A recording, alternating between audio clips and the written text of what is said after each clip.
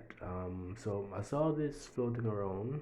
I'm not sure if it's true, um, but I guess via the McAfee show. Netflix's deal with WWE, they're gonna probably want to go completely uncensored.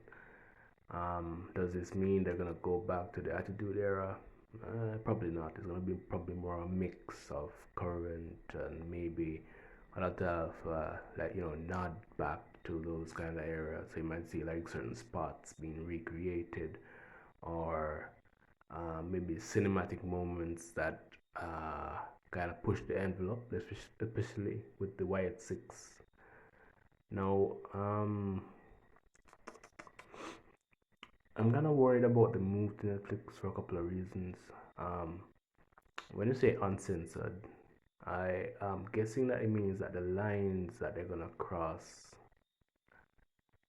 All right, let me not say cross. They're gonna be towing the line very, very narrowly, and it's gonna be like a lot of asking the question of what's real and what's not. Um, mm, and I suspect this is why they've been trying to like bring in a lot of different uh, people recently. So like that's why you're seeing the bloodline being beefed up. That's why you see the Wyatt Six being brought in now, so that the fans can get used to them and be invested in however their storyline progresses when they do officially move over to Netflix. Because um,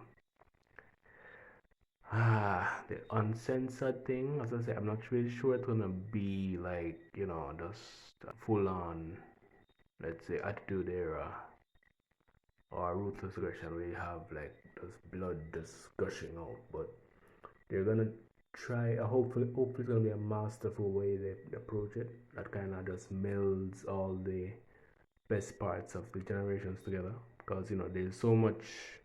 They have all the content, so they know what works and what doesn't.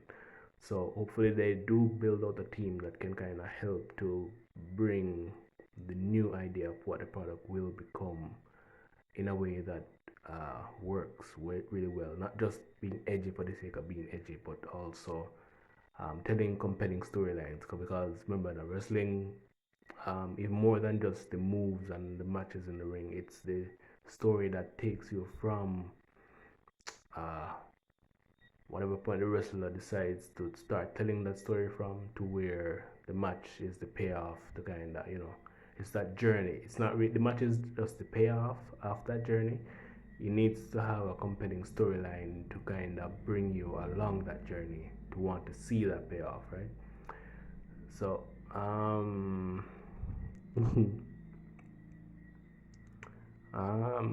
so the Triple H era, I mean, I hope it works out.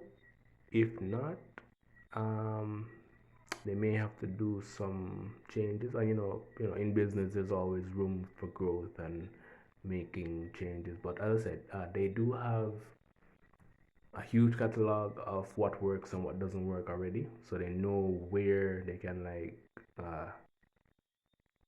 work in like the space that they can play with.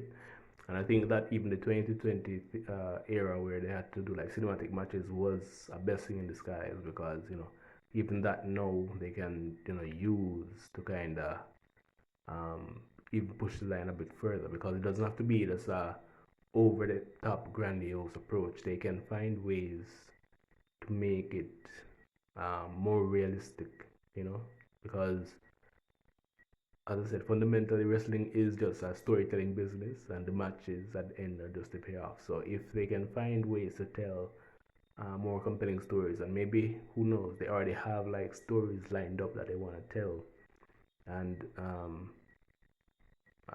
I'm hoping that with like the bloodline being bolstered out, and we're probably gonna be seeing more members come in. Um, Hopefully, the way that this new era plays out is that it does work really well, especially with the plans that they have, because um, everybody's gonna be watching with bated breath, and seeing how everything kind of pans out, and especially in the first couple of months with Netflix. Um, because what I think they're gonna probably do to kind of make sure that a lot of the audience comes over, because remember, you know, it used to be free to watch, and now it's gonna be moving over to Netflix. So they're probably gonna be uh, they're gonna well, I'm guessing here, just you know, they're probably gonna have some compelling storylines leading into that transition, so that people will be more likely to want to move over to Netflix, so that they don't really lose a lot of that audience. Sure, some people just will not go on to watch Netflix, but uh, they're gonna try their hardest.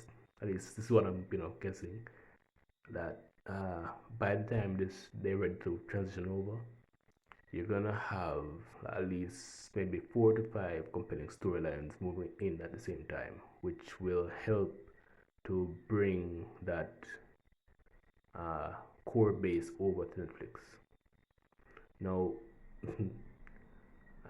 the issue, another thing I'm hoping that doesn't happen, that it doesn't turn out to be like, I don't know if you know who Joe Rogan is.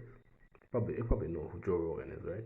When he moved over to Spotify on that exclusive deal, a lot of his audience was kind of left behind on um, YouTube, where he had built up his core audience. Hopefully, it doesn't cause that. Well, it's probably gonna happen. Probably it's gonna happen, but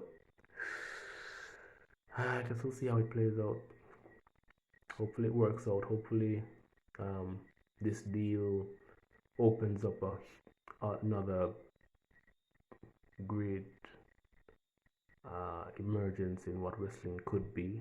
That way, maybe certain ideas that they might have gotten and put on the shelves and not being able to like fully uh, like iron out all the details of, they're actually able to have that kind of space to work with Netflix. But I guess we'll just see how everything works, if everything works.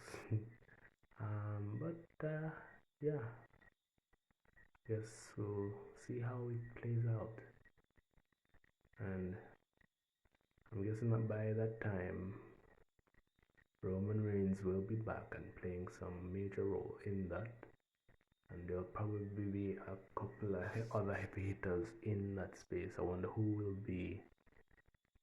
They're probably gonna bring back John Cena too.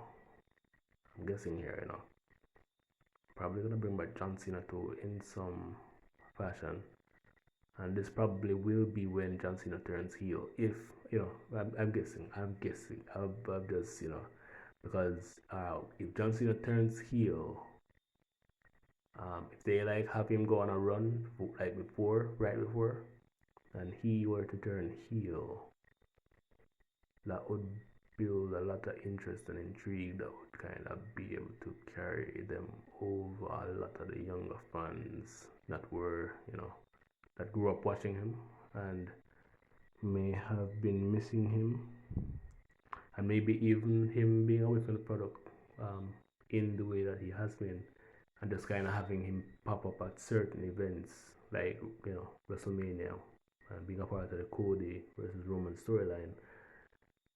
Maybe they'll have him